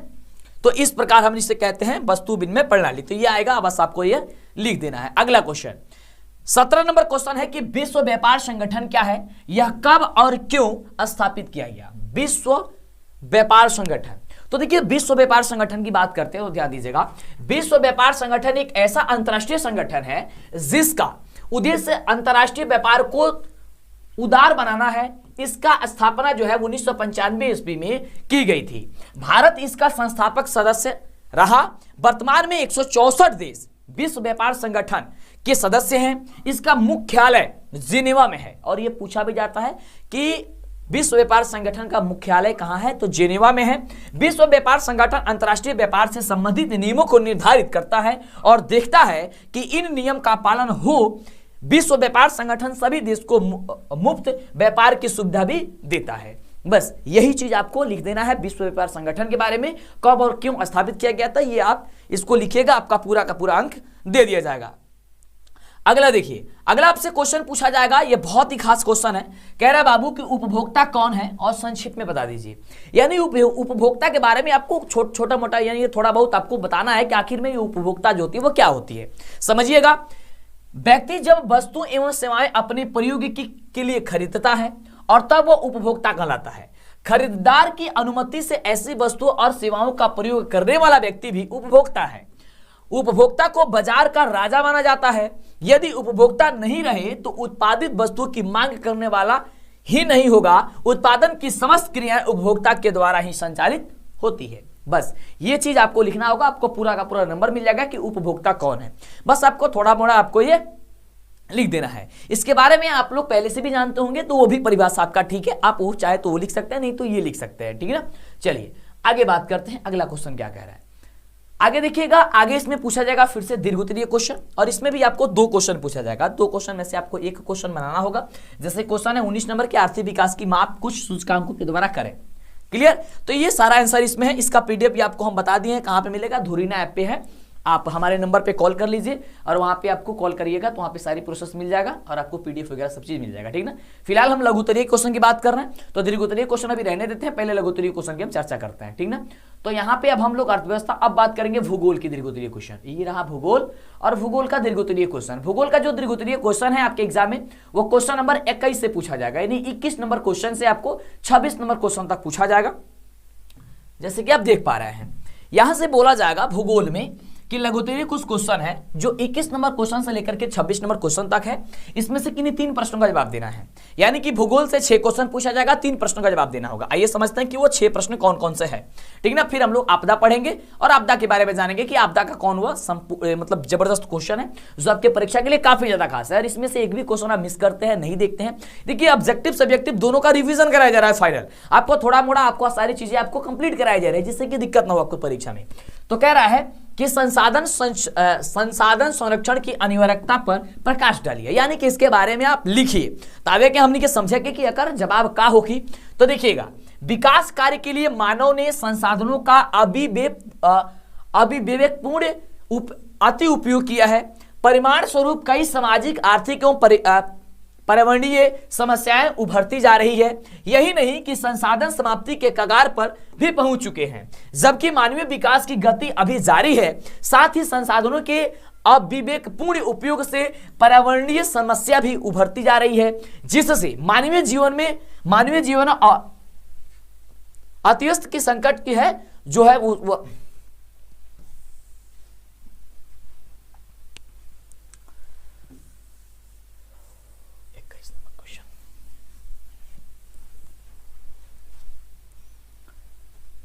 तो प्रश्न हम सभी का कह रहा है कि संसाधन संरक्षण की अनिवार्यता पर प्रकाश डालिए। आइए जानते हैं कि इसका उत्तर क्या होगा, ध्यान दीजिएगा।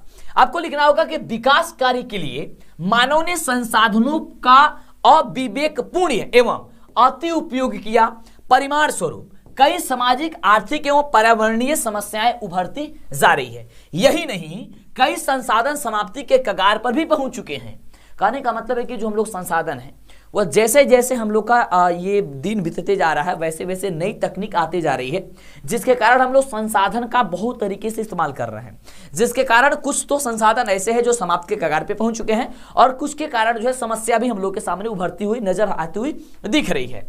जबकि जैसे कि लकड़ी की यदि बात करें तो लकड़ी के लिए हम लोग बहुत सारा चीज उसका यूज कर रहे हैं, कटाई कर रहे हैं, है ना। जनसंख्या बढ़ रही है, फिर वहां पे हम आबादी कर रहे हैं, पेड़ को कटाई करते हैं, जिसके कारण हम लोग को समस्या उत्पन्न होगी। पता ही है, पेड़ पौधे काटने से समस्या होगी, वही चीज कहा जा रहा है। जबकि मानवीय विकास की गति अभी जारी है, साथ ही संसाधनों के अविवेकपूर्ण उपयोग से पर्यावरणीय समस्याएं भी उभरती जा रही है, जिससे मानवीय जीवन एवं अस्तित्व के संकट की भी पैदा होते जा रहा है। अतः सतत पोषणीय विकास के लिए यह आवश्यक है कि संसाधन संरक्षण पर जोर दिया जाए। संसाधन संरक्षण पर भूतकाल से ही कई नेताओं और चिंतकों ने अपने विचार व्यक्त किए हैं। इनमें महात्मा गांधी का नाम उल्लेखनीय है।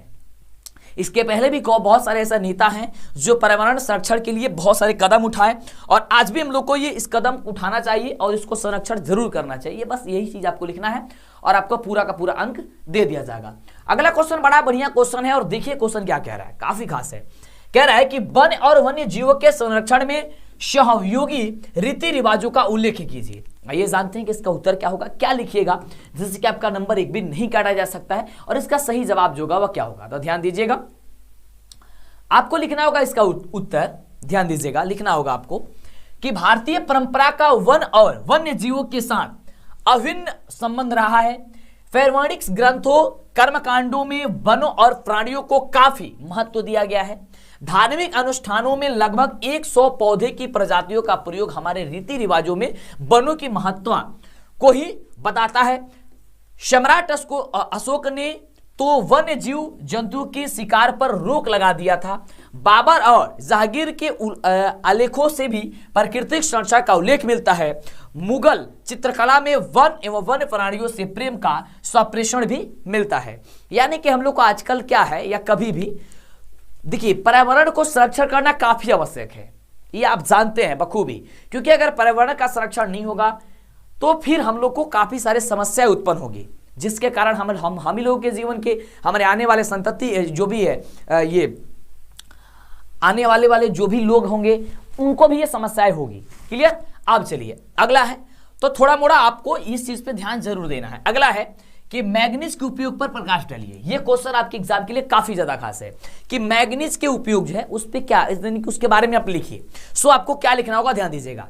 मैग्नीज एक अत्यंत उपयोगी खनिज पदार्थ है। इस्पात निर्माण सहित अनेक मिश्र धातु निर्माण में इसका उपयोग किया जाता है। इसके अतिरिक्त सूखा सेल बनाने में, फोटोग्राफी में, चमड़ा एवं माचिस उद्योग आदि में रंग रोगन को तैयार करने में भी इसका उपयोग हम लोग करते हैं। तो ये रहा मैग्नीज के बारे में, और मैग्नीज के बारे में जैसे होगा आपको फटाफट से इसके बारे में लिख देना है, आपको पूरा का पूरा अंक दिया जाएगा। अगला देखिए, अगला क्वेश्चन हम सभी का कह रहा है कि वायु परिवहन की प्रमुख विशेषताओं को लिखें। देखो वायु परिवहन, अब वायु परिवहन की प्रमुख विशेषता क्या है इसके बारे में लिखना है। तो ध्यान दीजिएगा, लिखना होगा आपको कि वायु परिवहन की प्रमुख विशेषताएं कुछ इस प्रकार है। पहले की बात करते हैं तो यह सबसे महंगा परिवहन का साधन है। दूसरा, इसके द्वारा तीव्रतम यात्रा संभव है। तीसरा, इसके द्वारा आरामदायक यात्रा का लुत्फ मिलता है। चौथा, इस परिवहन में ट्रैफिक जाम की समस्या नहीं होती है। पांचवा, अन्य देशों में जाने के लिए दुर्गम स्थान एवं समुद्र की बाध्यता आड़े नहीं आती है। ठीक ना, तो ये आपका सही जवाब होगा, यानी कि वायु परिवहन, यानी कि जो जहाज वगैरह है, तो इस तरीके की समस्याएं हम लोग को उत्पन्न नहीं होती है, देखने को नहीं मिलती है। तो ये हम लोग का प्रमुख विशेषता है, तो इसको आपको लिखना होगा। क्लियर हो गया। अब चलिए अगला क्वेश्चन जो आपके लिए काफी ज्यादा खास होगा और सीधे एग्जाम में पूछा जा सकता है। ये सभी सब्जेक्टिव क्वेश्चन है। क्लियर। अब देखिए, ध्यान दीजिएगा, समझिएगा। बिहार में दलहन के उत्पादन एवं वितरण का संक्षिप्त विवरण प्रस्तुत कीजिए। दलहन के बारे में आप जानते हैं। क्लियर। तो आइए समझिए। तो बिहार में दलहन के फसलों में चना, मसूर, खेसारी, मटर, मूंग, अरहर, अदरक, उड़द तथा कुर्थी प्रमुख है। इनमें अरहर एवं मूंग खरीफ दलहन है, जबकि शेष सभी रबी दलहन है।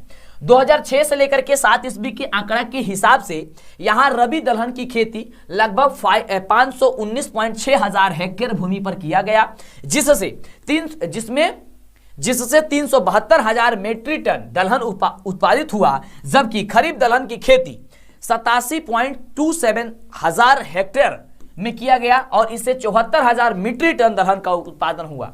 दलहन के उत्पादन जिलों में पटना, औरंगाबाद, कैमूर में यहाँ सभी क्या चीज है, यहाँ पे प्रमुख है। कहाँ तो पटना, औरंगाबाद और कैमूर में। आप कौन से डिस्ट्रिक्ट से आते हैं, अगर इन तीनों डिस्ट्रिक्ट से आते हैं तो आपको बखूबी पता है। क्लियर। तो ये सारी चीजें आपको पता है और इस चीज को आपको नोट डाउन करना है और आपको लिखना है, और एग्जाम में कोई दिक्कत नहीं होगा, इसके बारे में आता है एग्जाम में। तो क्लियर हो गया।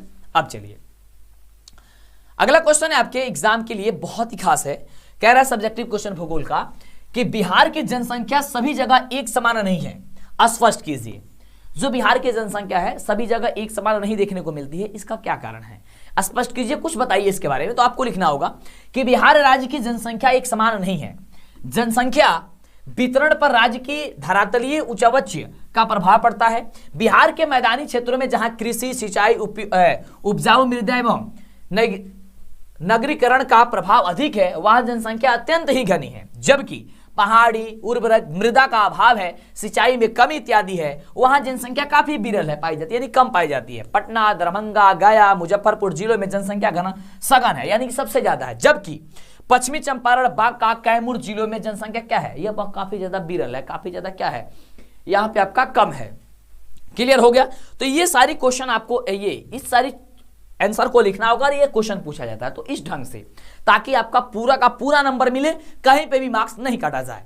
इसके बाद से इसमें से आपको पूछा जाएगा क्या चीज, दीर्घ उत्तरीय क्वेश्चन 27 और 28 नंबर पूछा जाएगा, जिसमें से एक क्वेश्चन बनाना होगा। ठीक ना, एक क्वेश्चन बनाना होगा जो कि 4 अंक के लिए होगा। ठीक ना, चलिए, तो इस तरीके से अभी तो हम फिलहाल बात कर रहे हैं किसकी, लघुत्तरीय क्वेश्चन की। तो लघुत्तरीय क्वेश्चन हम समझेंगे। अब हम लोग पढ़ेंगे 27-28 हो गया दीर्घोत्तरीय, तो 29 और 29 से लेकर के 32 तक आपदा से क्वेश्चन पूछा जाएगा। एक चीज कंफर्म कर दें, आपदा में कभी भी दीर्घोत्तरीय क्वेश्चन नहीं पूछा जाएगा, केवल लघुत्तरीय ही क्वेश्चन पूछा जाता है। क्लियर है? तो यहां पे लघुत्तरीय क्वेश्चन पूछा जाएगा आपदा प्रबंधन से, जो कि प्रश्न संख्या 29 से लेकर के 32 तक पूछा जाएगा, और इनमें से किन 3 प्रश्नों का जवाब देना होगा, यानी कि 6 गो प्रश्न पूछा जाएगा। अब 6 गो प्रश्न में कौन कौन सा प्रश्न है, ध्यान दीजिएगा। ये काफी इसमें मिलता जुलता क्वेश्चन है, इसमें ज्यादा क्वेश्चन नहीं है, इसी क्वेश्चन को घुमा फिरा करके बार बार पूछा जाता है। क्वेश्चन कह रहा है कि आपदा कितने प्रकार की होती है। सबको जानते हैं आपदा 2 प्रकार की होती है, एक प्राकृतिक आपदा होती है, मानव जनित आपदा होती है। अगर प्राकृतिक आपदा का और इसको लंबा चौड़ा करना चाहते हैं, बस ये लिखा है कितने प्रकार के होते हैं, तो अब इसका जवाब इतना ही में दे देंगे तो 2 नंबर मिल जाएगा। लेकिन अगर इसकी परिभाषा भी लिख देते हैं, जैसे कि यहाँ पे लिखा गया है कि प्राकृतिक आपदा जैसे कि भूकंप हो गया, बाढ़ हो गया, सूखा हो गया, भूस्खलन हो गया, चक्रवात हो गया, सभी प्राकृतिक आपदा है। यानी कि वैसी घटना जो प्रकृति के द्वारा घटित हो उसे प्राकृतिक आपदा कहा जाए। और मानव निर्मित आपदा में जैसे कि सड़क दुर्घटना हो गया, रेल दुर्घटना हो गया, आग हो गया, ठीक ना, आतंकवाद हो गया, युद्ध हो गया, ये सब क्या है, मानव जनित आपदा। यानी कि जो चीज मानव के द्वारा घटित कराया जाए उसे मानव जनित आपदा कहते हैं। क्लियर हो गया? अब चलिए, अब ये रहा 30 नंबर क्वेश्चन, और ये कह रहा है कि सुनामी से बचाव के कोई 3 उपाय बताइए। सुनामी से क्या चीज करने के लिए, सुनामी से बचाव के लिए। अब सुनामी से बचाव के लिए आइए समझते हैं। तो ध्यान दीजिएगा कि जब सुनामी हो उसके लिए, तो सुनामी से बचाव हेतु 3 उपाय जो है निम्नलिखित है। पहला, समुद्र तटीय क्षेत्रों के समीप मैंग्रोव वनस्पति का लगाने का कार्य किया जाना चाहिए। दूसरा, तटीय क्षेत्रों के समीप रहने वाले लोगों को प्रशिक्षित किया जाना चाहिए। तीसरा, समुद्र के नजदीक कंक्रीट तटबंधों का निर्माण किया जाना चाहिए। ये तीनों का तीनों होना चाहिए, जिससे कि आपके लिए ये सुनामी से बचाव हो सकती है। ठीक, क्लियर? तो ये चीज आपको लिखना होगा। अब आइए बात करते हैं 31 नंबर प्रश्न। किसो 31 नंबर प्रश्न क्या है, तो ध्यान दीजिएगा।